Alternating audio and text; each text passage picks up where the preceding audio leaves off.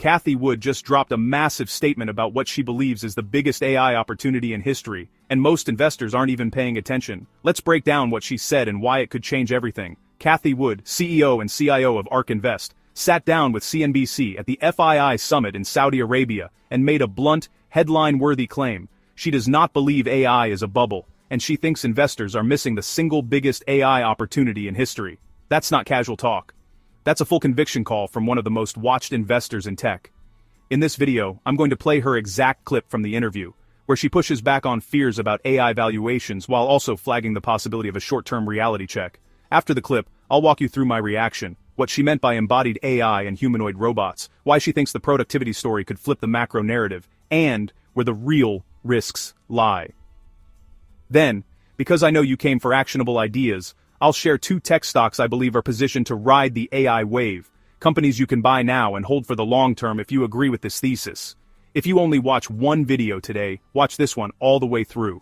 Hit that like button, let's get 1,000 likes on this.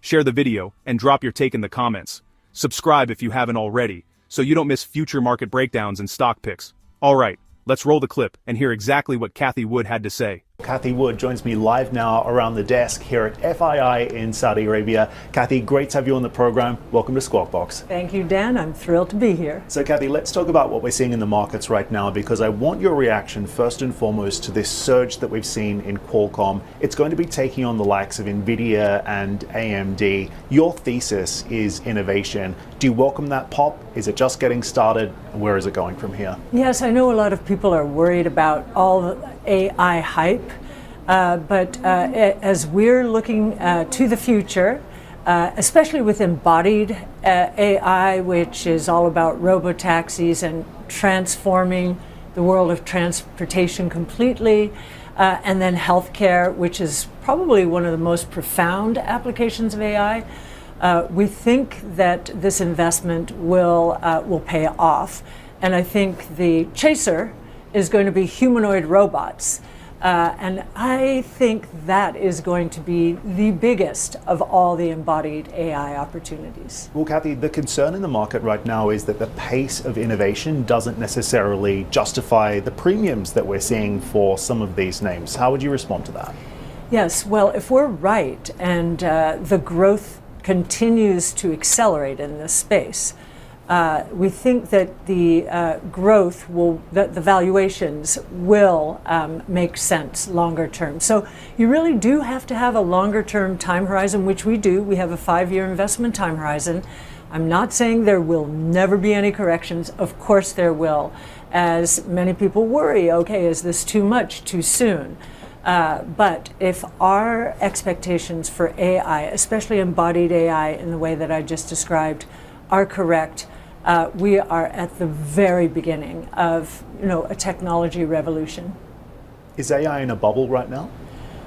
I do not believe AI is in a bubble. What I do think is, on the enterprise side, it is going to take a while for large corporations to prepare themselves to transform. It's going to take a company like Palantir going into the largest enterprises and really restructuring them in order to really capitalize on the productivity gains that we think are going to be unleashed by AI.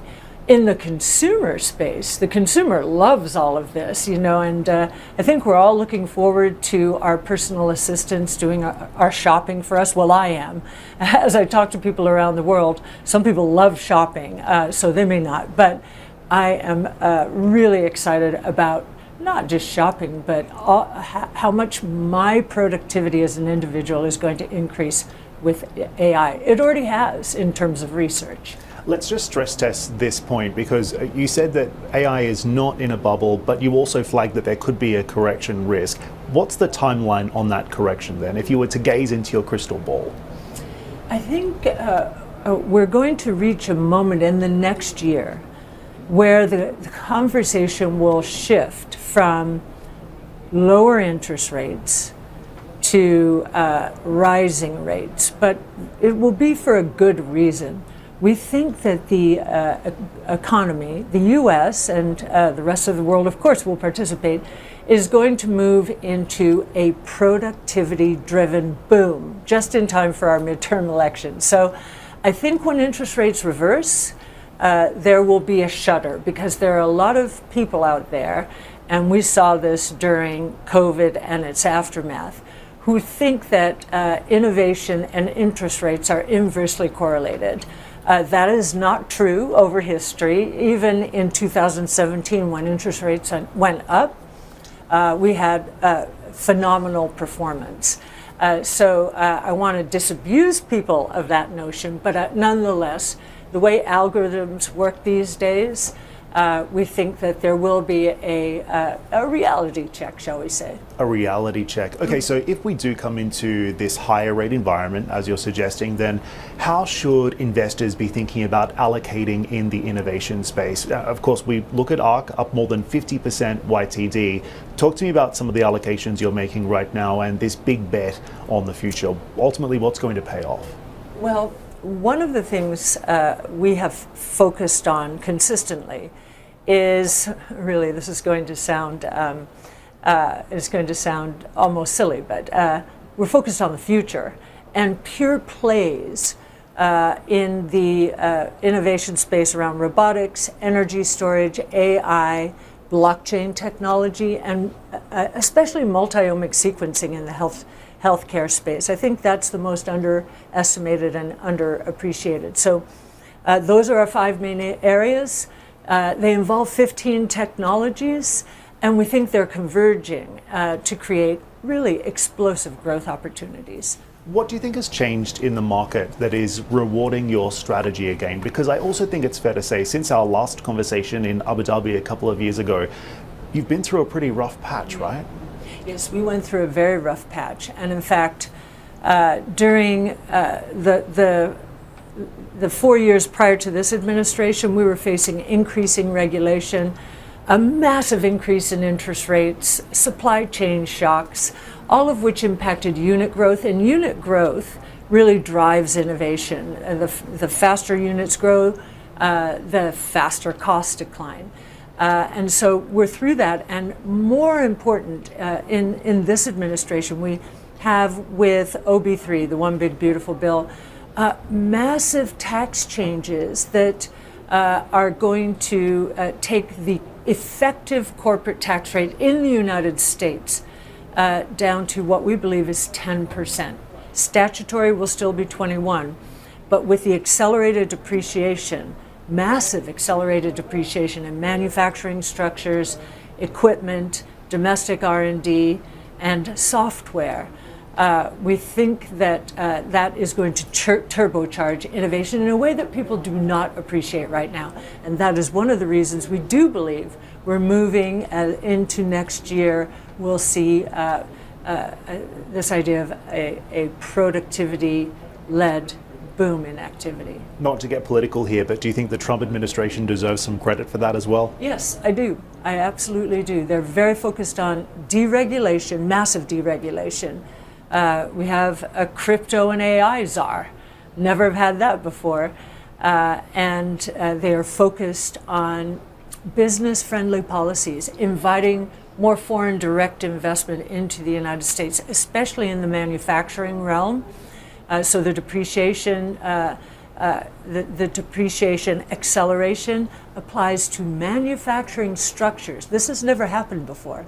For the next 3 years, if a manufacturing structure is underway, its first year in service, during its first year in service, a company will be able to depreciate it 100% in year one, as opposed to over 30 to 40 years. Right. That's a massive tax cut. Cathie opens with a posture I want you to notice. She's not talking about short-term market theater. She's talking about long-term structural change. The first thing that jumps out is her emphasis on embodied AI. That's not just software or chatbots. It's AI that moves and interacts with the physical world. Robo-taxis, warehouse robots, medical robots, and ultimately humanoid robots. She calls humanoid robots the chaser, the thing that follows once the infrastructure and incremental robotic use cases prove themselves. That's a powerful mental image. She's basically saying the real payoff won't just be incremental efficiency from software. The big transformative money will come when robots physically do work humans do today. Imagine the impact on transportation, logistics, elderly care, and manufacturing if humanoid-like machines reach useful scale. That's what she's betting on. Now, she's also realistic. She admits there will be corrections in volatility. Cathie's defense against the AI bubble argument is thoughtful. She doesn't think AI itself is a bubble, but she expects a reality check at some point. The way she frames it is useful. She separates enterprise transformation from consumer adoption. Consumers, she says, are already embracing AI features that boost personal productivity, and that's visible. Enterprises, though, take longer. They need heavy lifting from companies that can re-engineer legacy systems and workflows. Her view implies a two-speed world, immediate consumer-facing uplift, and a slower, steadier enterprise revolution. That's a key takeaway for anyone trying to time their investments. She makes a point about investment horizon that's central to her strategy. ARK's time horizon is 5 years. That's not a throwaway line. When she says that a correction can happen but the valuations will make sense, over the longer term if growth accelerates, she's asking investors to move out of the quarter-to-quarter mindset. If you're trading daily headlines, you'll hate the ride. If you're an investor willing to hold for multiple years, she believes the math of compounding innovation will eventually justify today's prices for winners. Her macro view is intriguing and slightly contrarian in tone. She predicts a shift in narrative from lower interest rates to rising rates within about a year, but she frames it as a positive force, not a negative one. The reasoning, if productivity actually takes off because of AI-driven gains, GDP and corporate performance can rise, and that can push rates up. But for the right reason. This flips conventional fear on its head. Most investors assume rising rates are a straight headwind for high-growth tech. Cathie's point is that innovation-driven productivity could make rising rates a symptom of success rather than a killer of innovation. That's an important nuance. It means we shouldn't reflexively de-risk innovation exposure because of rate chatter. We should instead monitor whether real productivity gains are materializing. She also highlights ARK's 5 core focus areas: robotics, energy storage, AI, blockchain, and multi-omics sequencing. Notice how healthcare genomics gets special emphasis. Multi-omics sequencing, as her call-out, is underappreciated. It's where genomics, proteomics, and other biological data layers converge. Her bet is that convergences like this, where multiple technologies meet, produce exponential opportunities. This is classic long-term platform-level thinking. Don't just bet on a single product, bet on the systemic change that creates many new products and markets. Another part of the interview I want you to remember is her take on recent ARK moves into Chinese stocks. She sold some Western names and started to pick up positions in China again. That signals a tactical shift to where she sees real opportunity globally, and it's a reminder that innovation isn't limited by geography. For listeners, this says 2 things. 1, diversification by geography matters, and 2, the future winners may arise from unexpected places, so a narrow home country-only approach could miss the next big platform. She also doesn't shy away from policy and tax influences. She argues that accelerated depreciation and tax incentives for domestic manufacturing, R&D, and software can turbocharge investment. Her view is policy matters. Big tax and regulatory shifts can accelerate the pace at which companies deploy capital into the physical infrastructure of innovation. She even gives bipartisan credit where she sees it: deregulation on one hand, tax incentives on the other, stressing that alignment between policy and innovation can be a real accelerant. But let's be honest about the risks she acknowledges implicitly. Hardware plus AI equals very high capital intensity. Building robots, deploying them in the field, ensuring safety and regulation compliance, and scaling manufacturing is expensive and slow. That's timeline risk.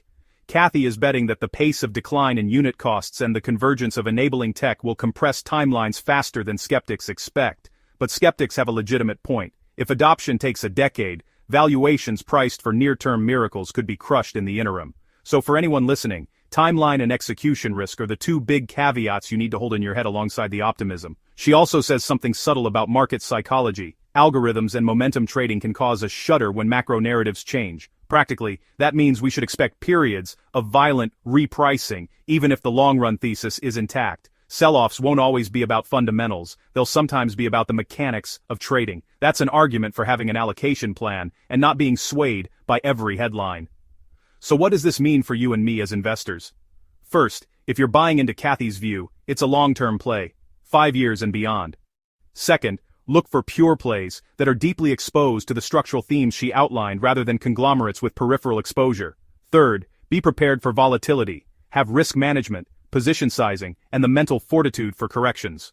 Fourth, Watch for regulatory, manufacturing, and timeline signals in the real world. Robot deployments, enterprise AI contracts, and cost declines are the proof points. Bottom line, Cathie Wood is doubling down on a big-picture narrative that's tech-forward, policy-aware, and time-horizon-driven. She's optimistic but not naive. She warns of corrections and algorithmic shutters while keeping her eye on the convergence that could create enormous value. If you believe the technology trajectory she outlines, embodied AI, robotics, genomics, blockchain, and energy storage converging, then the smart move is to think structurally, plan for volatility, and focus on companies that can actually deliver tangible, scalable outcomes. Alright, I want to hear from you. Which part of her thesis do you find most convincing, and where do you still have doubts? Drop your thoughts in the comments and let's discuss. If you found this breakdown helpful, like the video and subscribe for more analysis like this. Now, let's dive into the 2 tech stock to buy now and hold for the long term. First up is Micron Technology, ticker MU, a company that's absolutely essential to the tech ecosystem, yet often overlooked. While the headlines are usually dominated by the likes of Nvidia, Apple, or Microsoft, Micron quietly powers the backbone of the digital world. It's the kind of company that rarely makes the front page, but without it, the entire tech industry would be in serious trouble. Micron is a global leader in memory and storage solutions.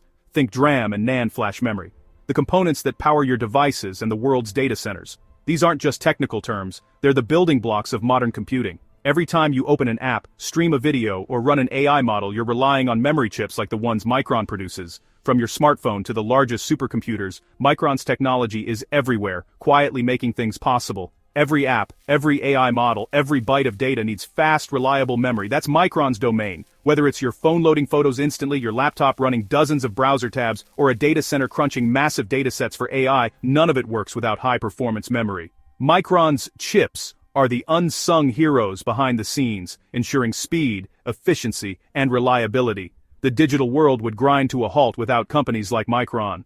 Imagine a world where your favorite apps lag, cloud services crash, and AI can't function, all because the memory infrastructure isn't there.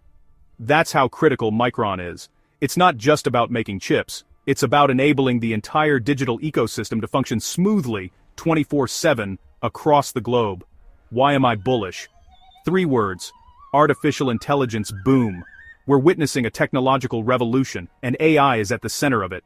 But here's the thing. AI isn't just about powerful processors, it's about feeding those processors with massive amounts of data, and that requires memory, lots of it, and at lightning-fast speeds. AI models require massive memory bandwidth. Micron's high bandwidth memory, or HBM, is a game-changer, and only 3 companies in the world can make it at scale. HBM is what allows AI chips to access data at unprecedented speeds, unlocking new levels of performance for everything from language models to autonomous vehicles. This isn't just an incremental improvement, it's a leap forward, and Micron is right at the forefront. As Nvidia, AMD, and cloud giants ramp up AI, demand for HBM is set to explode, and Micron is at the heart of it. These tech titans are racing to build bigger, faster AI systems, and they all need Micron's advanced memory to make it happen. The more AI grows, the more essential Micron becomes. It's a virtuous cycle, and Micron is positioned to benefit at every stage, but it's not just AI. 5G, IoT, and cloud computing are all driving unprecedented demand for memory and storage. Every new device, every smart sensor, every connected car, each one needs memory to function. The world is becoming more connected by the day, and that means more data, more storage, and more opportunities for Micron. More devices, more data, more need for Micron's products. The explosion of smart devices, from wearables to home assistants to industrial sensors, means that memory is no longer just a component. It's a necessity. As our lives become more digital, Micron's role only grows more vital. Consider the sheer scale of data being generated every second. Photos, videos, transactions, sensor readings, and more. All of this data needs to be stored, accessed, and processed instantly. Micron's innovations in memory technology are what make this possible, enabling everything from real-time analytics to immersive gaming experiences. Now, memory has always been a cyclical business, booms and busts, but that's changing. The old days of wild swings in supply and demand are giving way to a more stable, strategic industry. Why?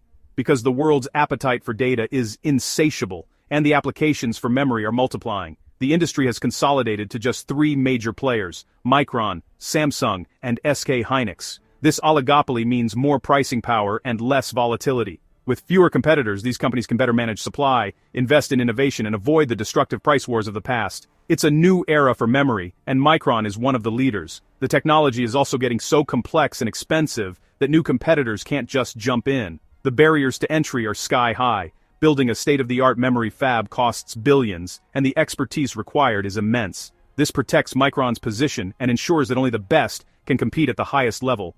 Micron's investing billions to stay ahead, focusing on high-value products like HBM, which boost margins and profitability. They're not just making more chips, they're making smarter, more advanced chips that command premium prices. This strategic focus is what sets Micron apart from the competition. Financially, Micron is disciplined, investing for growth without overextending on debt. Their balance sheet is strong, and they're careful to balance innovation with financial responsibility.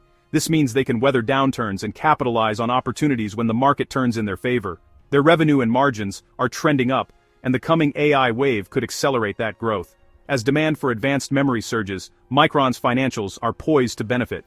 Investors are starting to notice, but there's still plenty of upside as the AI revolution unfolds. Micron Technology currently carries a market capitalization of approximately $259 billion. Its trailing earnings per share registers at about $7.59, giving it a trailing PE ratio in the neighborhood of 30.02 times earnings. What makes Micron compelling is its central role in the infrastructure of AI. Memory chips, high-bandwidth DRAM, and fast storage are foundational for data centers, cloud servers, AI training rigs, and edge devices. We've seen recent headlines showing Micron raising its revenue and margin forecasts thanks to burgeoning demand for AI memory chips, supply tightness, and increasing pricing power. Given that backdrop, Micron offers a high-leverage way to participate in the hardware side of the AI wave. On the flip side, it is a cyclical semiconductor business, so timing, execution, and supply chain factors matter. But if you believe AI is only getting started, especially embodied AI and physical compute infrastructure, Micron stands out as one of the foundational plays. This isn't a speculative bet. It's a well-managed company, essential to the biggest tech trends of our time. Micron's leadership, innovation, and financial discipline make it a standout in the semiconductor space. If you're looking for exposure to the future of technology, Micron deserves a spot on your radar. As data becomes the new oil, Micron is the ultimate picks and shovels play. Just as miners needed tools during the gold rush, today's tech giants need memory to fuel their growth. Micron supplies the essential components that make the digital economy possible. The market is starting to catch on, but I believe we're still early in this story. The full impact of AI, 5G, and the data explosion is just beginning to be felt. As these trends accelerate, Micron's importance and its value will only grow. As AI revenue ramps up, I expect Micron to be re-rated as a critical enabler of tech growth, not just a cyclical commodity player. The market will start to see Micron for what it truly is, a foundational company powering the next wave of innovation. If you want to learn how to spot undervalued companies like Micron and analyze them like a pro, check out the Value Stocks Investing Master Course, link in the description for a discount. This course will give you the tools and frameworks to identify the next big winners in the market, just like Micron. Now, let's move to the next stock. The key with Micron is patience. This is not a company that rewards short-term thinking or quick trades. Instead, it's a business that requires a long-term mindset, where the real value is unlocked over years, not days or weeks. Investors who understand this dynamic are the ones who stand to benefit the most. This isn't a stock to trade, it's one to accumulate steadily over time. Think of it as building a position brick by brick, taking advantage of market volatility to add to your holdings when others might be fearful. The power of compounding and disciplined investing can be especially rewarding here.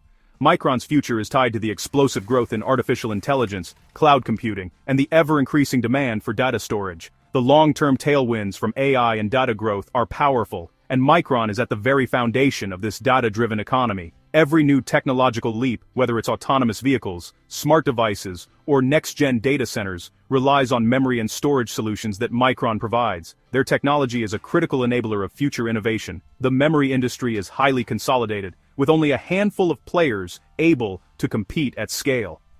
High barriers to entry protect Micron's position, while a solid balance sheet gives them the flexibility to invest in R&D and weather industry cycles. Despite all this, the current valuation still doesn't fully reflect Micron's long-term potential, especially as demand accelerates. The company's strategic shift towards specialized high-margin products, like advanced DRAM and NAND for AI and cloud applications, is transforming the business model. This isn't just about making more chips, it's about creating solutions for a more digital, connected, and intelligent world. If you believe in the future of technology, Micron is a foundational piece of that puzzle. That's the story on Micron Technology, the quiet enabler behind the scenes, powering the innovations that shape our digital lives. While it may not always be in the headlines, its impact is felt everywhere technology touches. Next, let's talk about a software giant making a massive, successful pivot that could unlock a new era of growth. Let's move on to Chapter 2.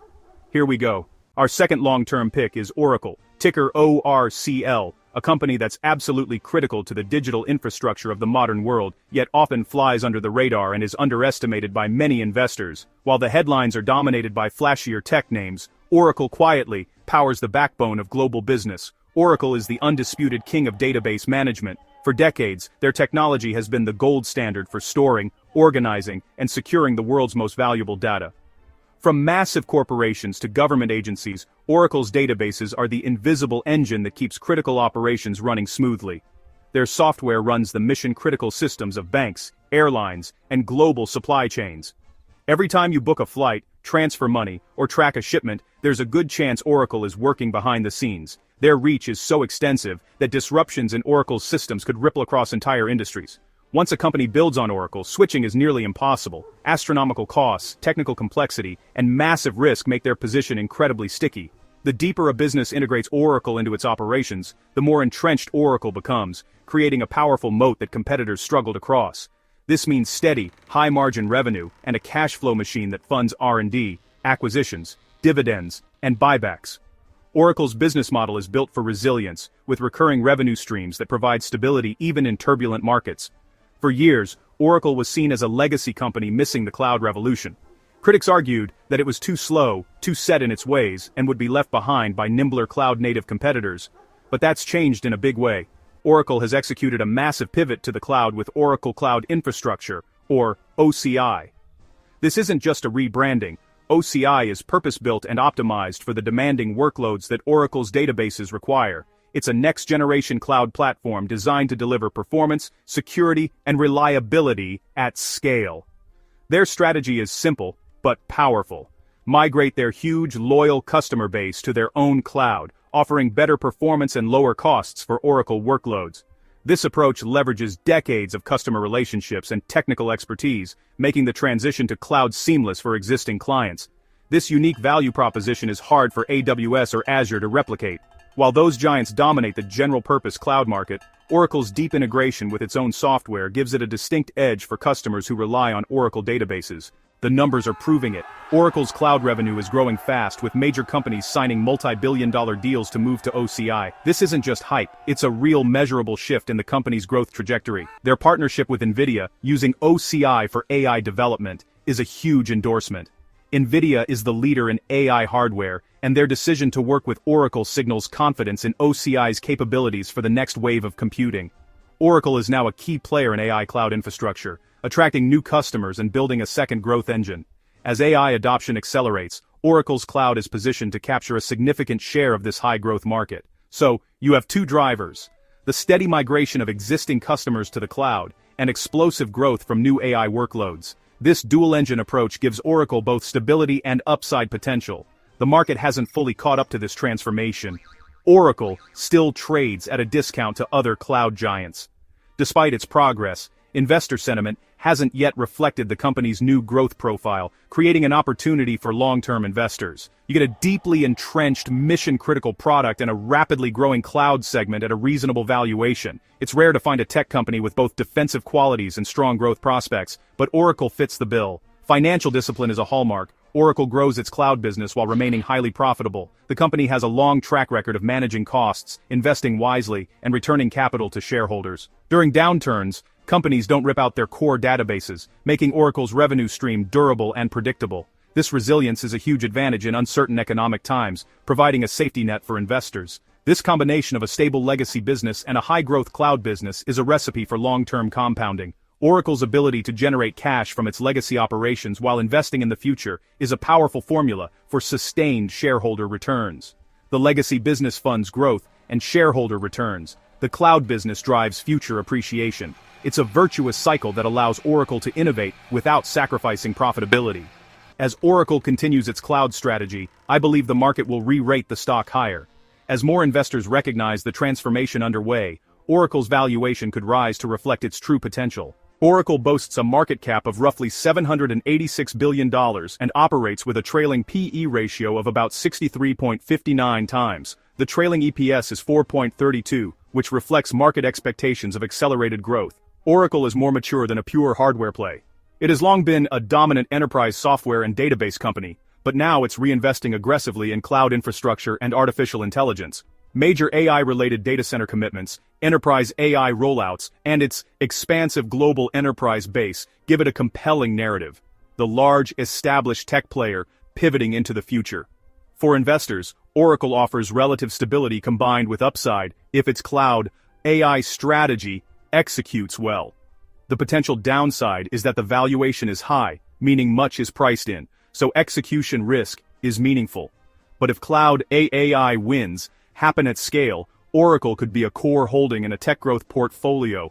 The boring narrative is fading. Oracle is becoming a true cloud titan. The company is no longer just a legacy player. It's a dynamic force in the most important technology trends of our time. If you want more in-depth analysis and exclusive stock tips, join our Patreon community. Link in the description. We dive deeper into companies like Oracle and share actionable insights you won't find anywhere else. With Oracle, you're investing in a software giant with an unbreakable moat and a powerful, differentiated cloud business. The company's competitive advantages are built on decades of innovation, customer trust, and technical excellence. Financially strong, shareholder-friendly, and still undervalued, Oracle is a fantastic buy-and-hold stock. It's the kind of company that can anchor a portfolio for years, delivering both growth and stability. You're betting on a long-term business transformation and the continued importance of data. As the world becomes more digital, the need for secure, reliable, and scalable data solutions will only grow, and Oracle is at the center of that trend. The combination of Micron and Oracle gives you exposure to two critical layers of the tech stack: foundational hardware and mission-critical software. Together, they form the backbone of the digital economy, supporting everything from AI to cloud computing. Both are deeply entrenched, have strong competitive advantages, and are riding the massive AI and data economy wave. As technology evolves, these companies are positioned to benefit from the next generation of innovation. It's a powerful 1-2 punch for a long-term growth portfolio. By investing in Oracle, you're not just buying a stock, you're owning a piece of the infrastructure that powers the digital world. Let's wrap up. With Oracle, you're investing in a software giant with a near-unbreakable moat and a rapidly growing cloud business. They're financially strong, shareholder-friendly, and still undervalued. The combination of Micron and Oracle covers both the hardware and software foundations of the digital economy. Both are positioned to benefit from the AI and data revolution. It's a powerful 1-2 punch for long-term growth. Let's bring it all together. So, there you have it. Two tech titans perfectly positioned for the next decade. Micron is the essential hardware powering AI. Oracle is the resilient software giant transforming into a cloud powerhouse. Both have strong moats, clear growth catalysts, and reasonable valuations. Which do you think has the most potential? Team hardware with Micron or team software with Oracle? Let me know in the comments. Don't forget to like, comment, and subscribe for more deep dives. Thanks for watching. I'll see you in the next one.